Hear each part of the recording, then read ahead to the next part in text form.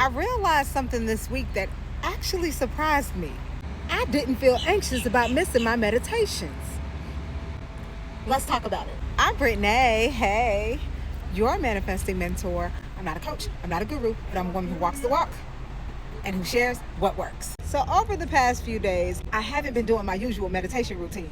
And at first I questioned it because when you've had a consistent practice for years, you start to wonder, why did I stop? Am I avoiding something? Am I falling off? But the more I sat with it, the more I realized something else was happening. Meditation was never meant to be something I depend on in order to be okay. It was meant to be a tool I could return to, and eventually something I could carry with me. And that's what I'm noticing now. I'm not panicked when I miss a meditation. I'm not afraid that my day is going to spiral, because what meditation actually taught me was how to be aware in real time.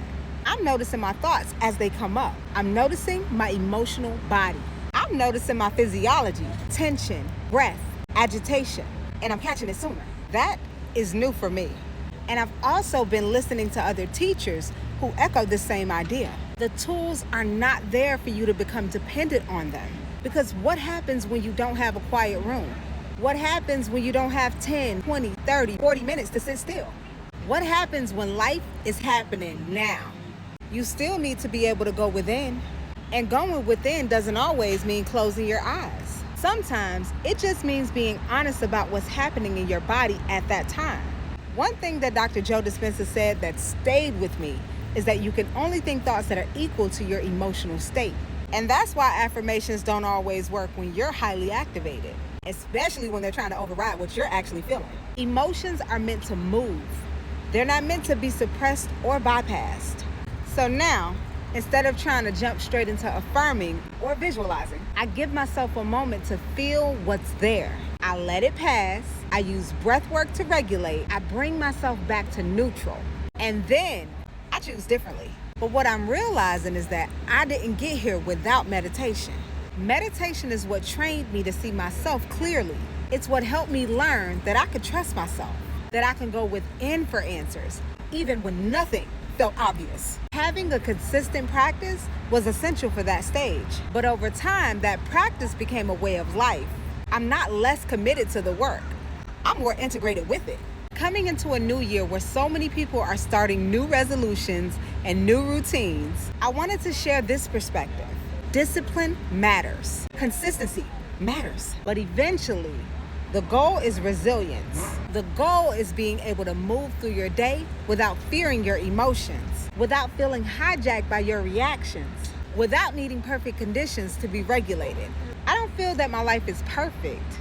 I just feel more trusting of myself, of my routines, of my process. I trust that if I get activated, I know how to come back. I trust that emotions don't run me the way they used to. I trust the processes that I built over time, and that feels like growth. And I think this is the part that I really wanted to share. The tools were never meant to be something we cling to out of fear.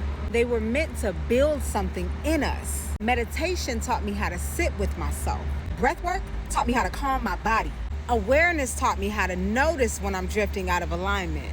But the goal was never to be dependent on any of it. The goal was resilience. The goal was to be able to move through my day, through conversations, emotions, triggers, life, knowing that I could catch myself, regulate, and choose differently, even when I don't have the perfect conditions. That's what feels different now. I'm not skipping meditation because it doesn't matter, and I'm not dismissing the practice. I'm trusting that the practice did what it was supposed to do. It trained me. It taught me how to go within, even when life is loud. It taught me how to pause instead of panic. It taught me that emotions don't need to be feared or suppressed. They need to be felt, regulated, and allowed to pass. And from that place, I make better choices. So if you're someone who's building a practice, stay consistent. Be disciplined. Let the tools do their work. But also know this, the work is meant to live through you, not to control you. Eventually, the tools stop feeling like something you have to do and start feeling like something you are. And that's when you know you're integrating, not abandoning the work. I don't know who needs to hear this, but this is your reminder, and you got this.